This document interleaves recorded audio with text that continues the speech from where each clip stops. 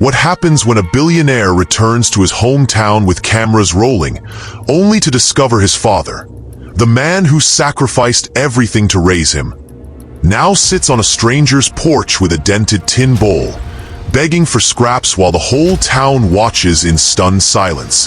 When a black, poor young woman with a heart of gold refuses to let her abandoned neighbor starve and publicly confronts his billionaire son about the shameful neglect, she triggers a devastating reckoning that transforms a man's empire into true wealth, the love of family. Tell us in the comments where you're watching this video from. And may you be blessed with favor and the light of success as you subscribe to this channel. In the forgotten town of Millfield, Alabama, where dreams go to die, a young woman's heart beats with pure gold when she discovers her neighbor, a broken old man abandoned by his billionaire son. Begging for scraps, Kesha Washington stood on her sagging porch, her 20-year-old shoulders carrying the weight of the world. Across the cracked street, she saw him again. Thomas Mitchell, once the strongest man in town, now bent and broken. His white hair hung in wisps. His hands shook as he clutched a dented tin bowl to his chest like a prayer. Kesha's heart shattered. She remembered Thomas differently. Tall, strong, lifting lumber with arms like steel, his laughter filling summer nights. And she remembered the boy he raised, Jonathan Mitchell, the orphan nobody wanted until Thomas took him in, fed him, loved him, sacrificed everything for him. 8 years ago, Jonathan left for New York City. He never came back. Not once. Now Thomas stood at her gate, eyes downcast, shame crushing his shoulders. His voice came out broken, barely a whisper. "Evening, Kesha. If there's a little to spare." Kesha didn't hesitate. She rushed inside, ladled beans from her family's meager pot, tore off warm cornbread. Her hands trembled, not from fear, but from pure rage at the injustice. "Here," she said softly, holding out the bowl. "It's hot, and the bread's fresh." Thomas looked up, and for one heartbeat, she saw the giant he used to be. His eyes filled with tears. "Thank you, child," he whispered. Across the street, 2 men whispered loud enough to wound. "Look at that," the old man begging again. "His boy's a billionaire now, but never comes home." Kesha's blood boiled, but she stayed quiet. Thomas heard too. His shoulders flinched, but he forced a smile, lifting the bowl in thanks. "You don't have to thank me, Mr. Mitchell," Kesha said, touching his arm. "You've done more for others than most men ever dream of. Don't you forget that." That night, Kesha couldn't sleep. The image of Thomas clutching that bowl haunted her. By morning, her mind was made up. No more begging at strangers' doors. No more shame. "From now on, you'll eat here," she told him the next evening. "Every night. I'll make sure of it." "People will talk," Thomas murmured. "Let them," Kesha fired back, steel in her voice. "I don't care what they say." The whispers started immediately. At the market, voices cut like knives. That Washington girl, taking food from her own family to feed that old man. Too soft for her own good. But Kesha held firm. Night after night, Thomas came. Slowly, he began to heal. Not his body, but his spirit. He told stories of the mill where he worked, of summers when the fields were green, of Jonathan running barefoot, laughing like joy would never end.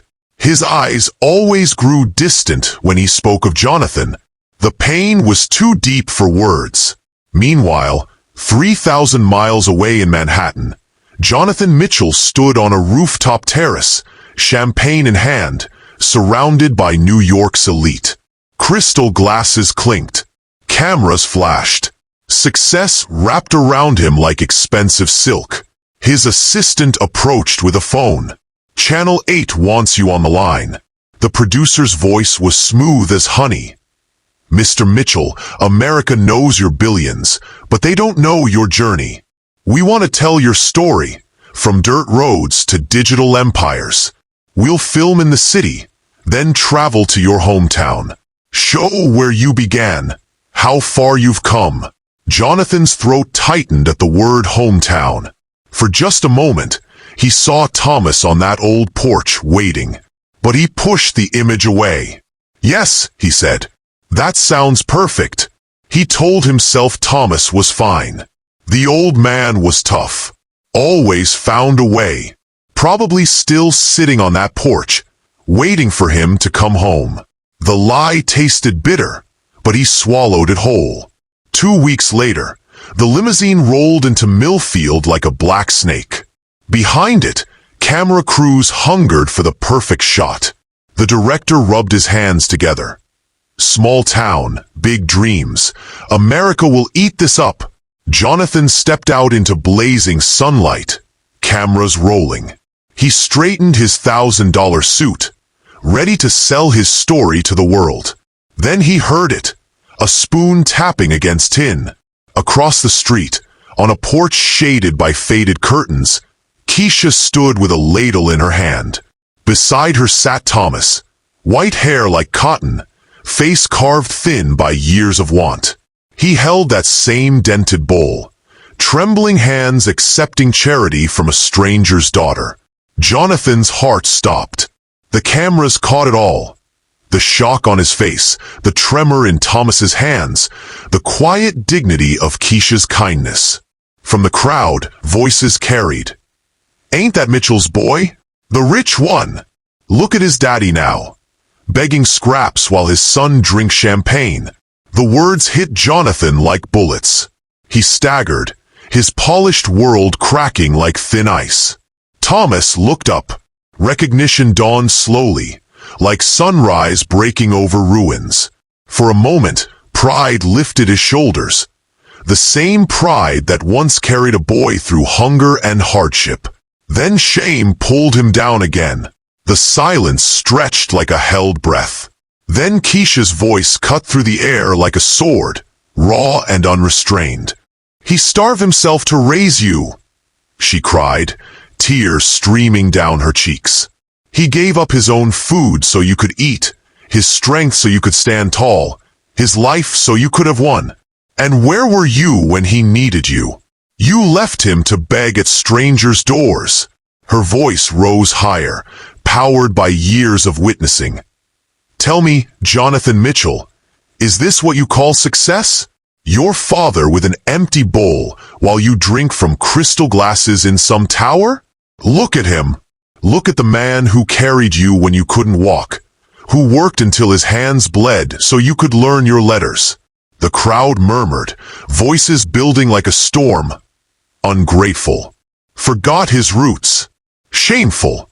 Jonathan felt their judgment like stones against his chest. His carefully built image crumbled in the Alabama heat. But then came another voice, quieter, older, breaking through the storm like light through clouds. Thomas cleared his throat, raised his trembling hand. Don't, he said, voice cracking but determined. Don't blame him. The crowd fell silent, shocked. Don't blame my boy, Thomas continued, something like a smile touching his lips. He's had his burdens. Life in the city isn't easy. Maybe he lost his way. But he hasn't forgotten me. Not my Jonathan. He just hasn't found the road back yet. The mercy in those words destroyed Jonathan completely. Here was the man who should have accused him, defending him instead. The one who suffered most, offering forgiveness without hesitation. Jonathan's composure shattered. Before the town, before the cameras, before the man who gave him life, he broke. I let the city lights blind me, he confessed, voice shaking.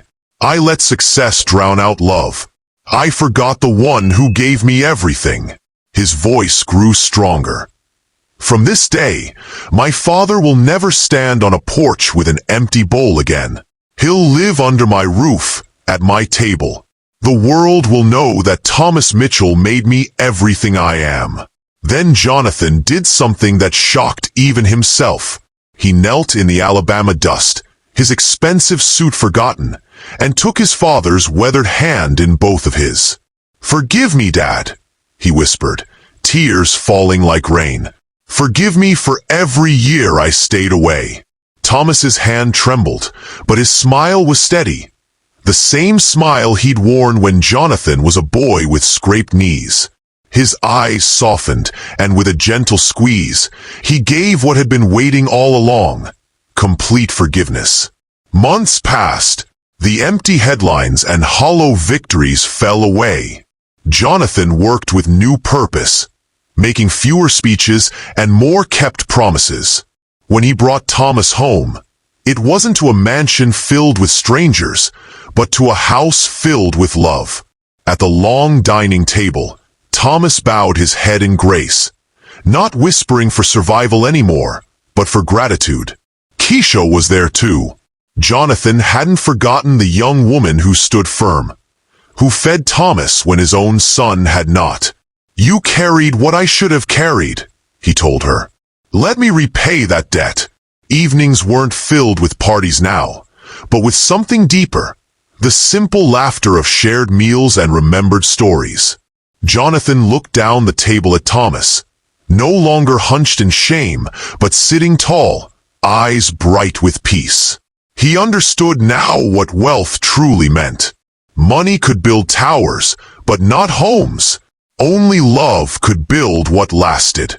In that house, Thomas Mitchell lifted his head, his smile gentle, his heart finally at rest. He wasn't a man with an empty bowl anymore. He was a father surrounded by love, his family whole again. The greatest riches aren't counted in dollars, but in the love we give and the love we receive. Sometimes the poorest man is the richest of all, when he has a heart that never stops loving.